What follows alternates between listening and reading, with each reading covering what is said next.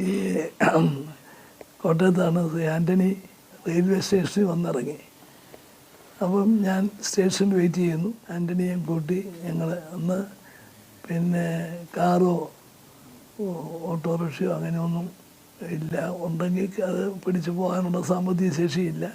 ഞങ്ങളിങ്ങനെ നടന്ന് വന്ന് മനോരമ ജംഗ്ഷനിലെ INTUC ഓഫീസ്, അവിടെ വെച്ചാണ് KSUവിൻ്റെ യോഗം. ഞങ്ങളിങ്ങനെ നടന്ന് വരുന്ന വഴി ആൻ്റണി ഭക്ഷണം കഴിച്ചിട്ടില്ല എന്ന് പറഞ്ഞു. അപ്പം നമുക്ക് കയറാമെന്നും പറഞ്ഞ് ആ ജംഗ്ഷനിലുള്ള ഹോട്ടലിൽ കയറി ഭക്ഷണം കഴിച്ച് ബില്ല് കൊണ്ടുവന്നപ്പോൾ ആൻ്റണി ധരിച്ചു കോട്ടയത്തുള്ള എൻ്റെ ഈ പൈസ കാണുമെന്ന് ധരിച്ചു. അവിടെ നിന്ന് ഇവിടം വരെ വരുന്ന ആൻ്റണിയുടെ ഇത് കാണാതിരിക്കും ഇല്ലാന്ന് ഞാനും ധരിച്ചു.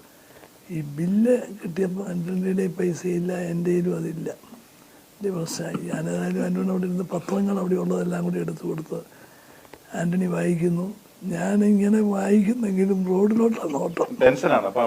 അല്ല, പ്രശ്നമില്ല. കാരണം വെച്ചാൽ അന്ന് ഈ ജില്ലാ കോർട്ടിൽ വണ്ടി നിർത്തി ഈ നടന്നു പോകും. മനോരമയിൽ പോകാനുള്ളവർ നടന്നാണ് പോകുന്നത്. അപ്പോൾ പുതുപ്പള്ളിയിൽ നിന്ന് ധാരാളം പേര് മനോരമയിലുണ്ട്. അപ്പോൾ ആ സമയമാണ്. അപ്പം വരുമെന്നുള്ളത് അറിയാം.